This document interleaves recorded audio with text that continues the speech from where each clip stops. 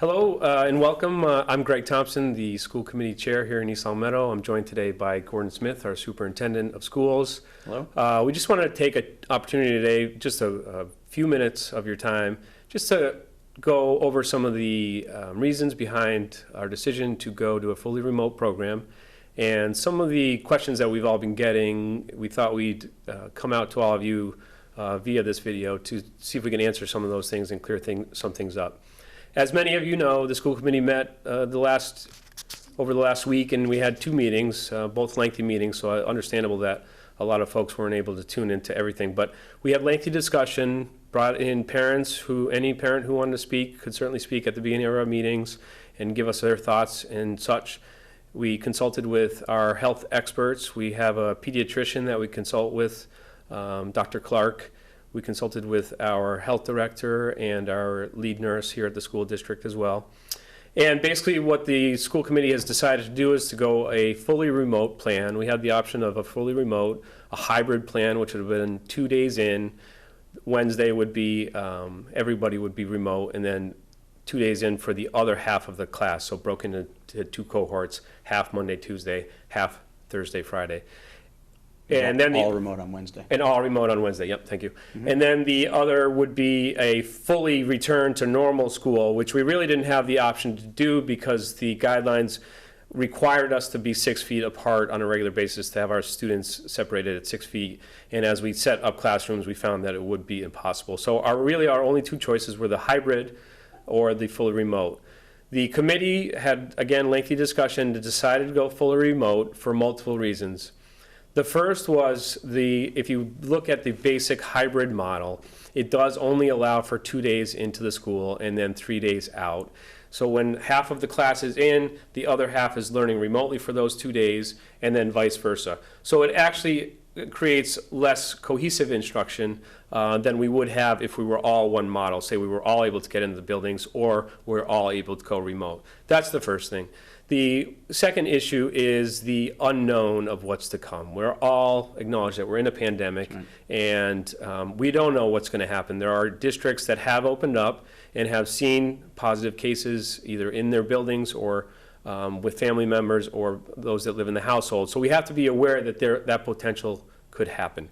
If a positive test was to happen, say a student of ours had a positive test, then we would potentially have to close down up to half the school, meaning if we broke them into cohorts, the remainder of their cohort, so half of their class would have to quarantine at home for 10 to 14 days, waiting for a test result. Currently, test results, according to the health officials, are coming in 3 to 4 days right now, but it's anticipated as we get to school and then more tests are required, the lag time on the testing results will expand. So if we look at 10 to 14 days, again, half of the students will have to go home for 10 to 14 days, all be tested, and wait for a negative test result to come back.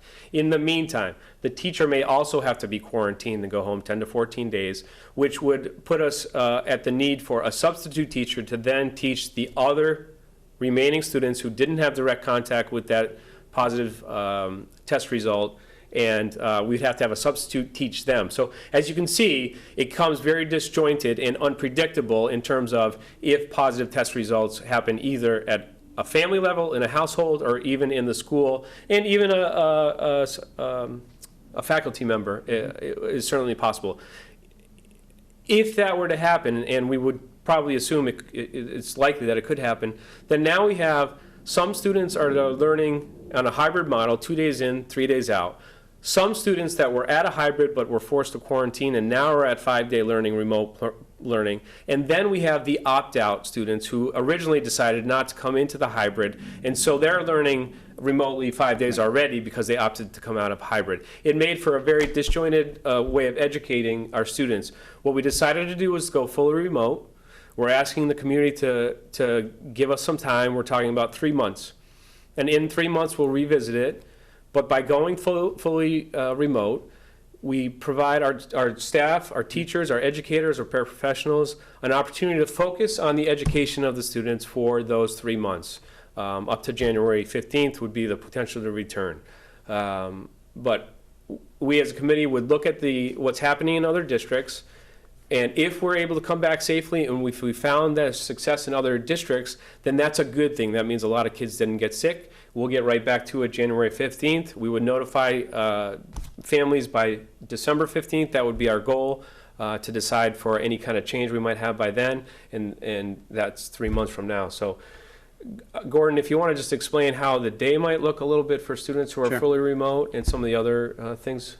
So thank you for the explanation in terms of breaking down what would happen if we have a positive test, because that was important. I mean, the two immediate benefits of going fully remote is, one, you're ensuring to the best extent possible that our entire ELPS community is safe.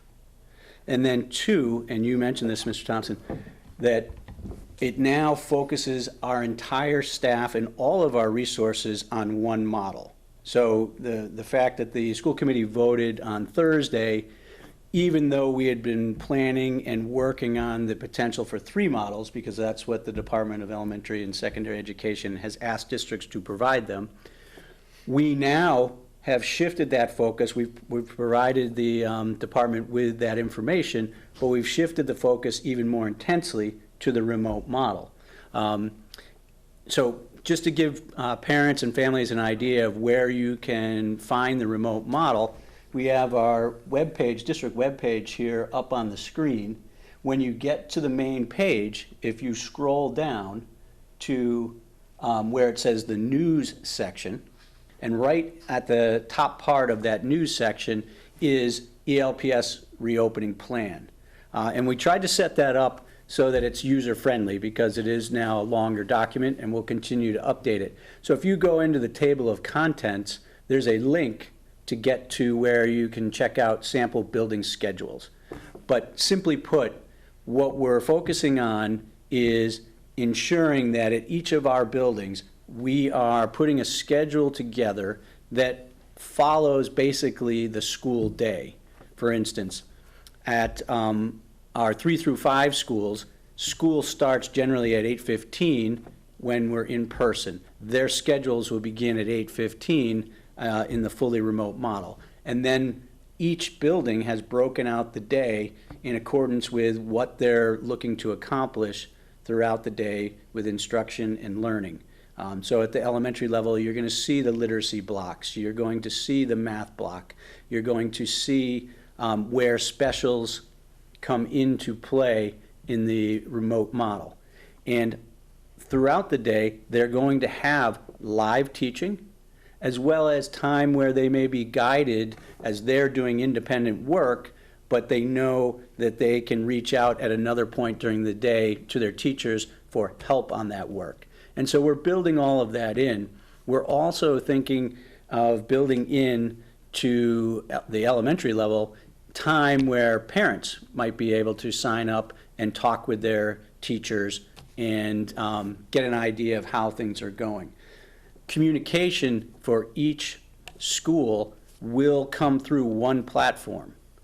First, the learning management system will all come through Google Classroom. That's where teachers will be putting their assignments. That's where teachers will be updating information for students that they can utilize during some of the independent time. That's where they'll also post lesson notes, lesson plans, and so forth.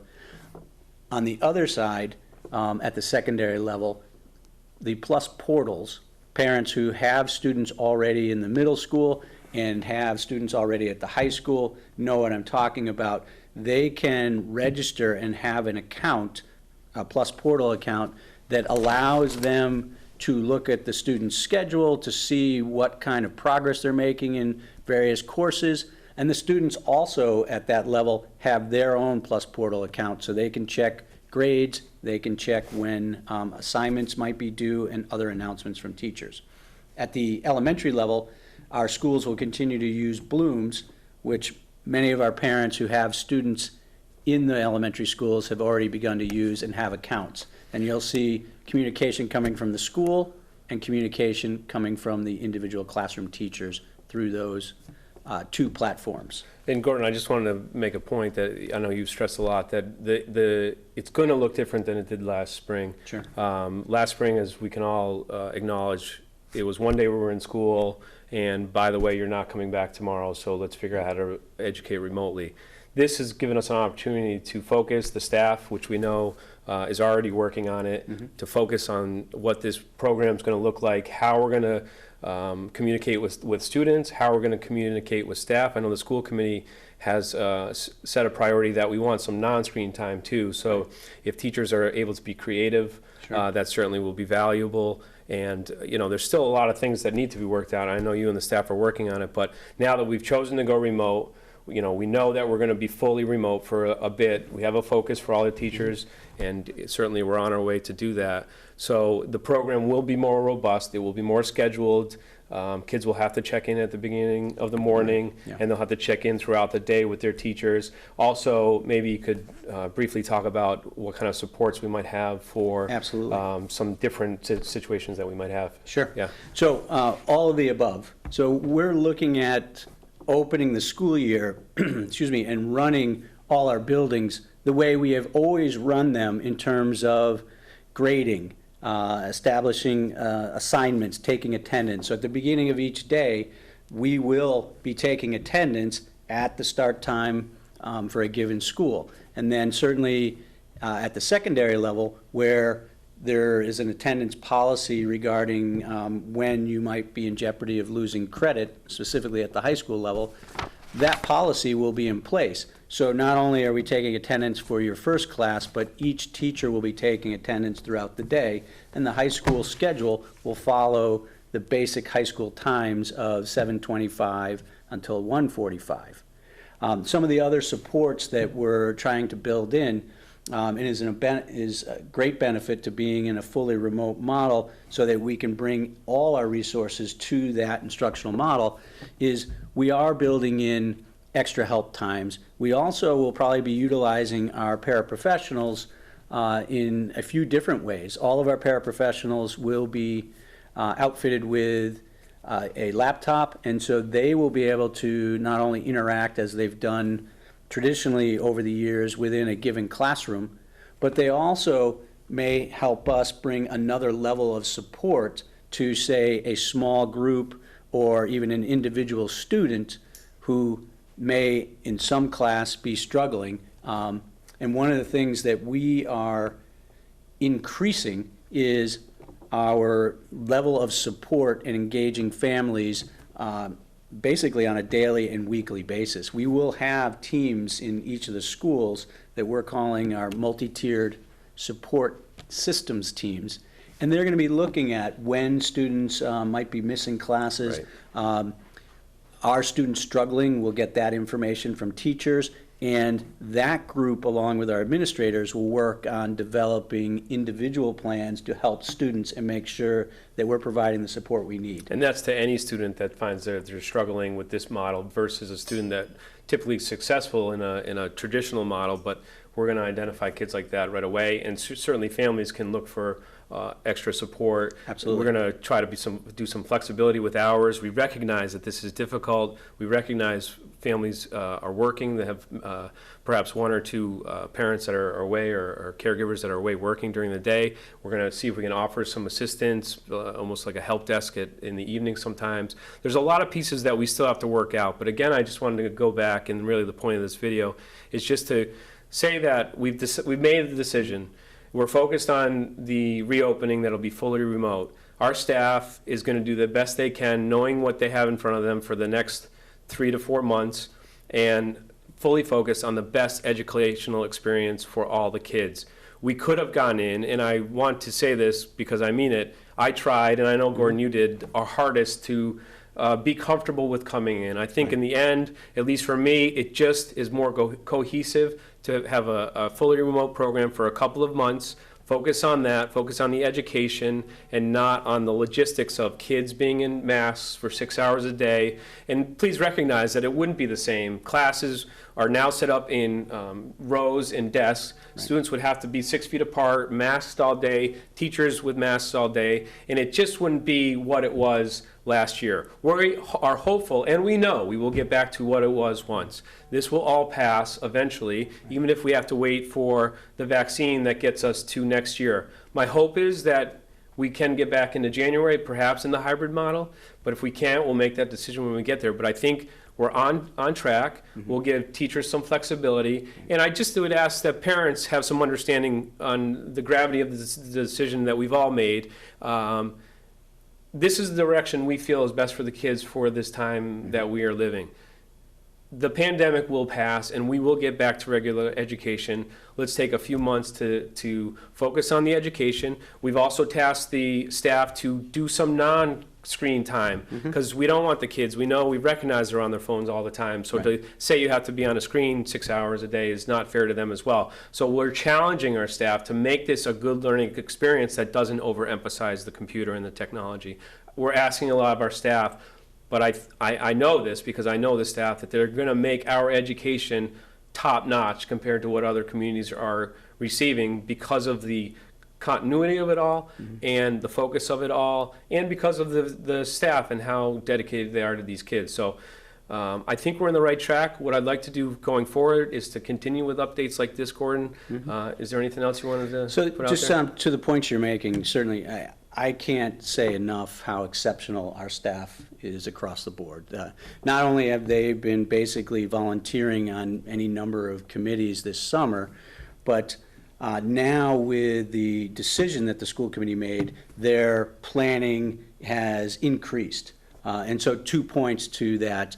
It will be a robust model, and the sample schedules are certainly up on our website, and then schools will be sending out more specific information for your child in that school.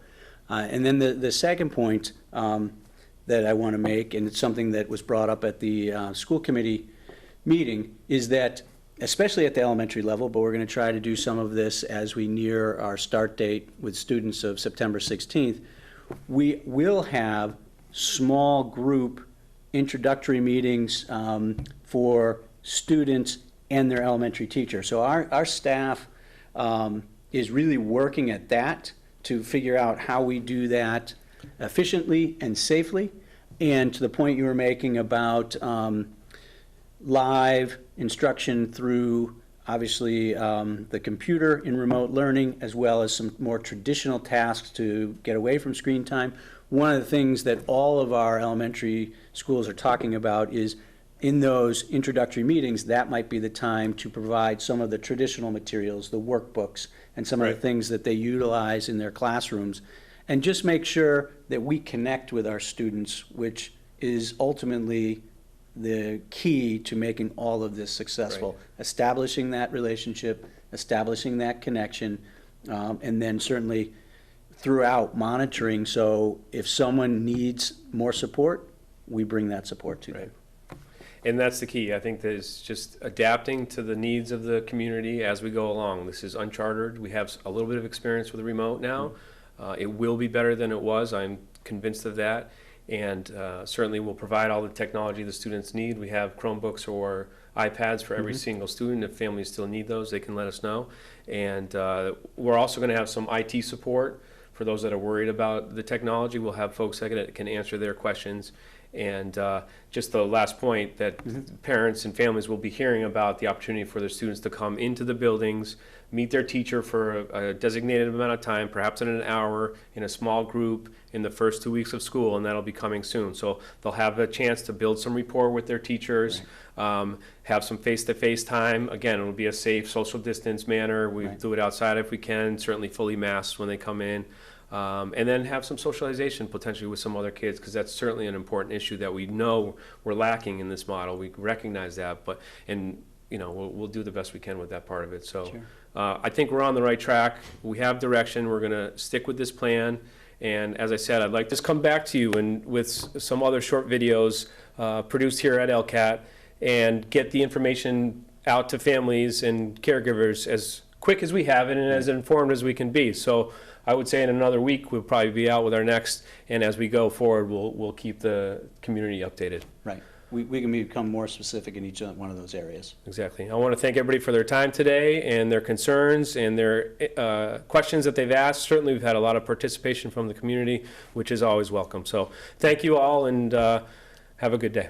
Thank you.